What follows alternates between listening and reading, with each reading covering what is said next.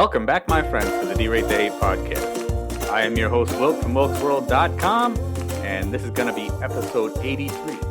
I am so glad to be here and so grateful that you're there, helping me better the world one attitude at a time. Now, we did not create the hate, but with your help, we can derate the hate. It's all about bettering the world one attitude at a time, and that starts with us as individuals.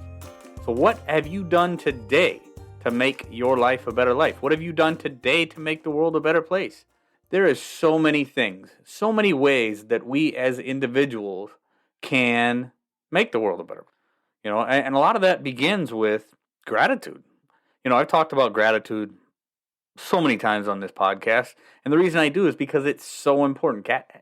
Gratitude is probably just about the most important ingredient when it comes to happiness, the most important ingredient when it comes to bettering your life, and ultimately the most important ingredient when it comes to bettering the world. That's why I've talked about it so many times. And it's not just being grateful for the big things. Sometimes it's really just maybe the most simple of things that a lot of us take for granted. Especially in this country, the United States of America is, without a doubt, unquestionably, by me and many others, the greatest place on God's green earth to have been born, to live. More people try to come to the United States to start a life than any other place on the planet.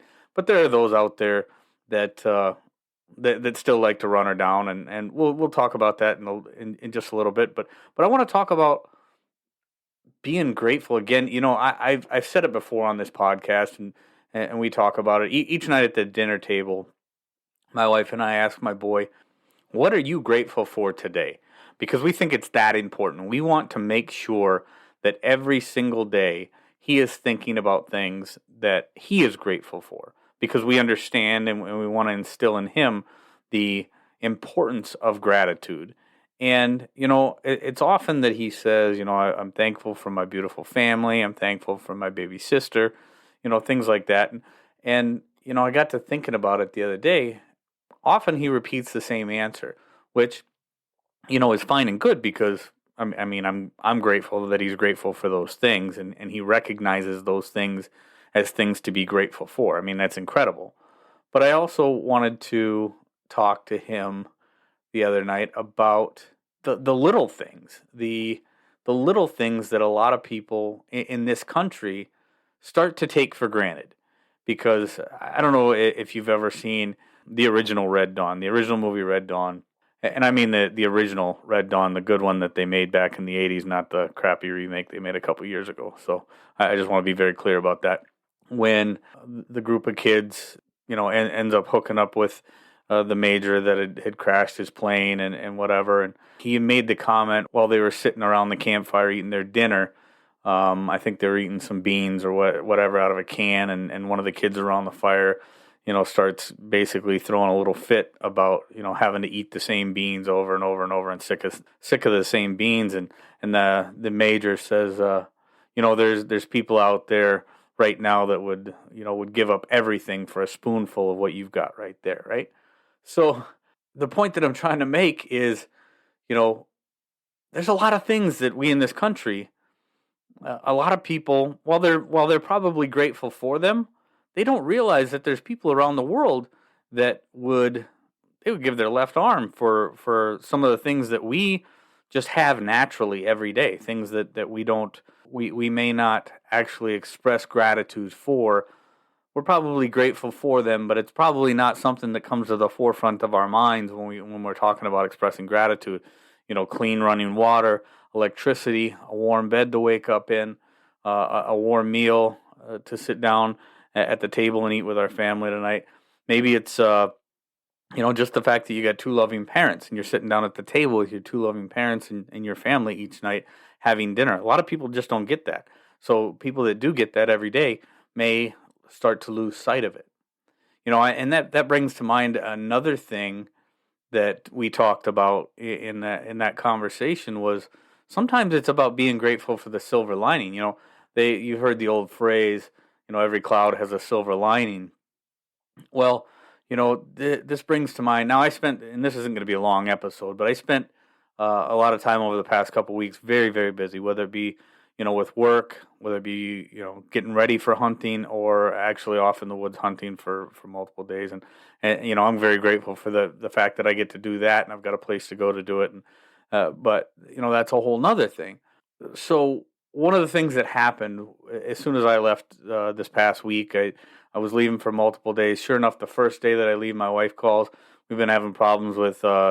We thought it was a breaker in our breaker panel, but it wasn't actually a breaker in the breaker panel. It was actually the microwave.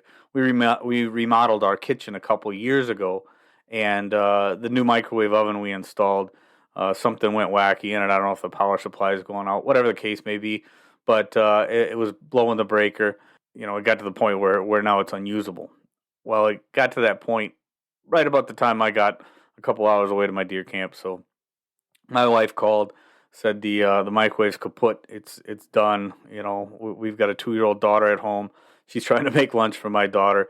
Just a disaster. It's my daughter. She's very, very much a handful. Let's put it that way. She's very demanding when it comes to her schedule and when she likes to have her meals.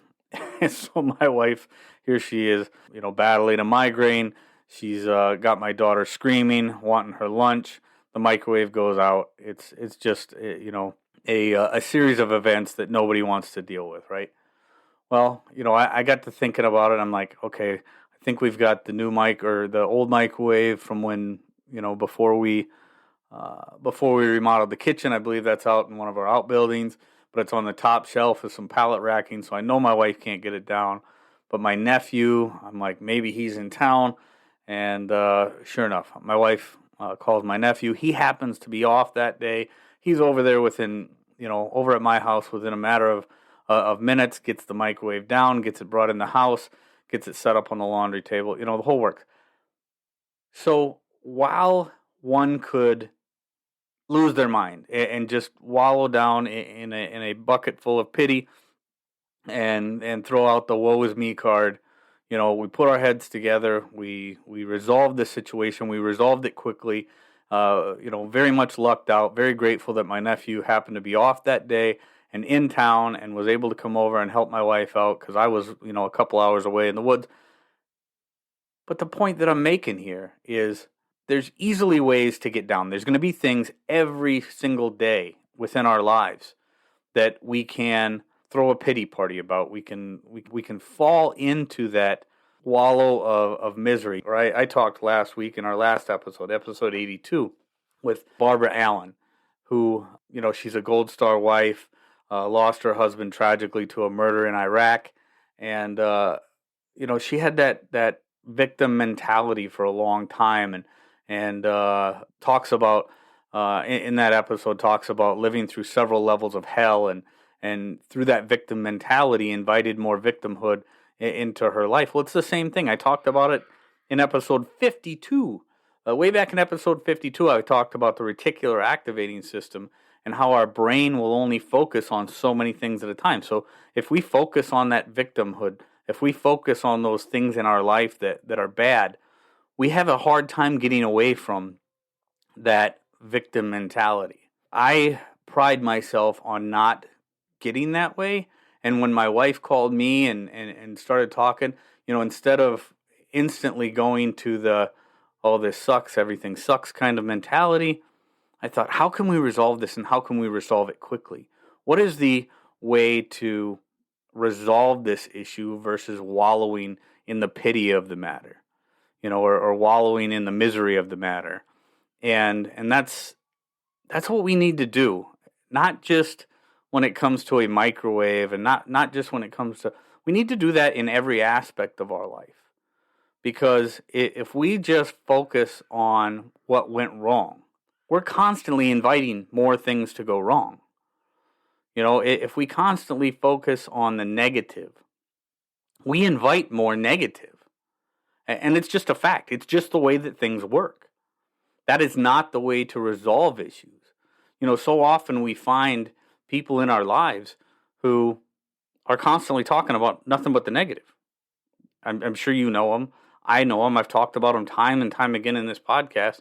In fact, I've spent part of my life as one of those people. But I don't like living miserably. I don't like being upset all the time. So I don't focus on the things that go wrong. I try to find the silver lining and find ways to make situations better.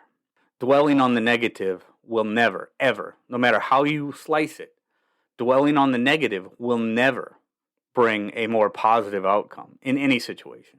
I can't be certain of it, but if I was one of those types of people anymore who just constantly went to that negative mindset, I may not have even remembered that we had that extra microwave out in the outbuilding. It's not like I'm inventorying that stuff regularly. Most of it's got a half inch of dust on it out there because we never even pay any mind to it. So with that positive mindset, you can more quickly find solutions to the negative things in your life. And that's why it's so important to have that positive mindset instead of sowing the negativity. I can't stress that enough in all aspects of your life. I don't care if it's work. I don't care if it's politics. I don't care if it's a friendship or a relationship that you're in. Those people who sow negativity are the people who will constantly not only divide people, but they will not get anything done in a positive. They will not. There's nothing that a negative person can do to provide a more positive atmosphere. It's just plain and simple.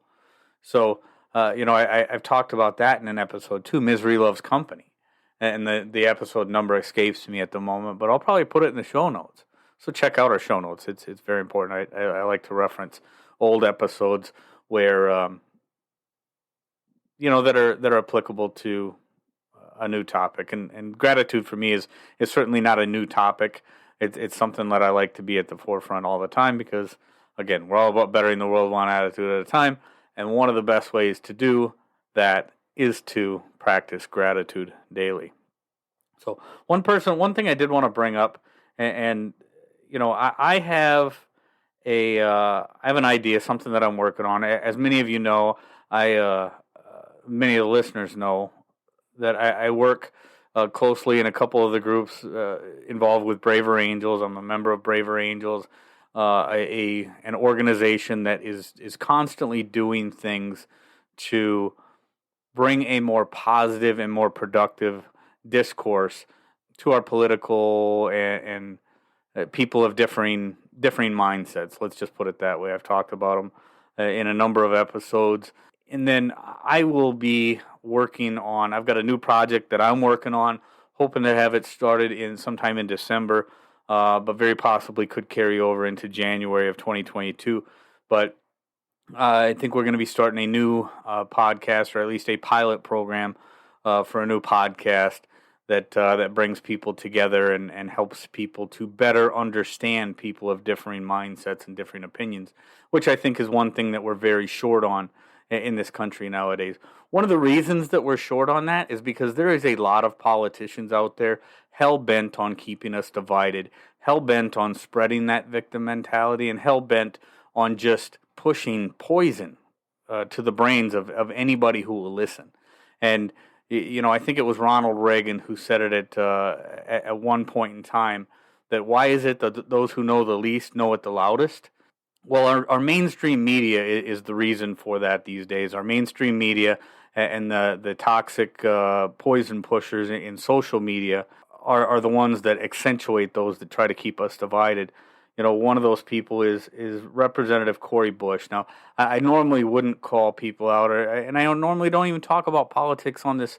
And this isn't about politics. This is about poison and people's bad attitudes and those that try to keep us divided. Anybody who's been watching the news knows that there's this thing going on with the young man in Kenosha, Wisconsin, Kyle Rittenhouse, and he was, wrong place, wrong time, and the circumstances for which he was in Kenosha at the time were all tragic, and a couple people got killed, and it was a young Kyle Rittenhouse who was 17 years old at the time. He's a white kid, and then there was a couple, convicted felons and thugs that were involved in the rioting that was going on in Kenosha, and were basically beating him with a skateboard. One of them had a gun. Some shots were fired by Rittenhouse. He's defending himself. And no matter where you're at on this issue, the facts would still remain. There was nothing having to do with race in the Kyle Rittenhouse case. Nothing.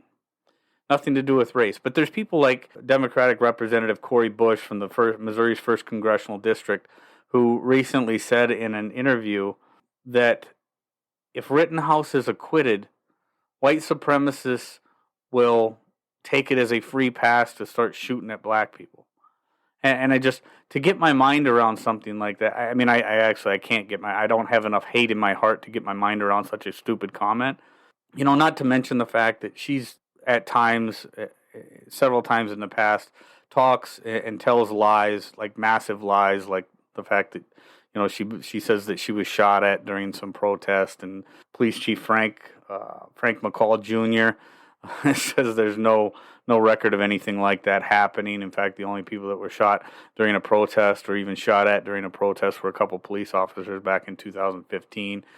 She talks about the thing with Michael Brown in Ferguson being a murder and people, the police officer got away with murder. She's the kind of person that spreads that hate that I talk so vehemently against.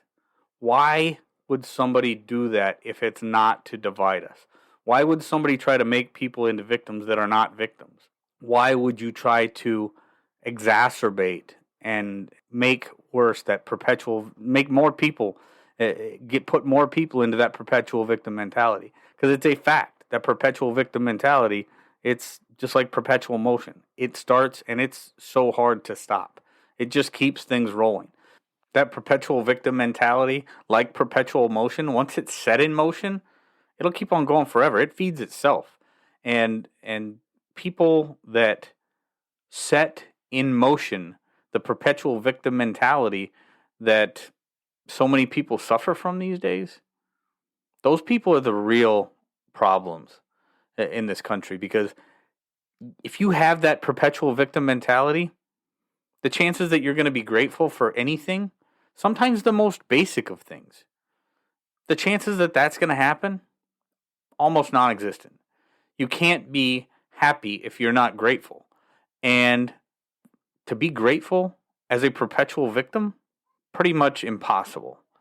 So I saw that article today and I had to bring it up. This is not something I would normally bring up, but I thought it fit in very, very well with what I was going to be talking about today. We just can't allow those that know the least to know it the loudest. We have to together do things that bring out the positive and set people in a perpetual positivity instead of the perpetual victim mentality. So I hope that helps. I hope there was something in this episode that helped you change your mind. Don't take the little things for granted. The little things, running water, the meal that you're going to get today, the warm bed that you woke up in, the house that you have to go to, the fact that you got to sit down at the table with your folks. There are so many people in this country, in this world, that just don't have a lot of the things that you may have, that you may take for granted, but there's always things to be grateful for. And if you focus on those things to be grateful for, you got a much better chance to be a happy person and better the world because of it. With that, I'm going to wrap things up. Get out there, be kind to one another, be grateful for everything that you've got, and remember, it's up to you to make each and every day the day that you want it to be. Again, I would so greatly appreciate if you help me help the world, help me better the world by sharing this podcast, share the D-Rate the Hate podcast wherever you get an opportunity to do so. We can be found on most social media platforms and most places where you get your audio. So if you could, leave us a rating, leave us some feedback. And if you got something to say, just shoot me an email, wilk@wilksworld.com. With that, I am going to back on out of here, and we'll catch you next week. Take care.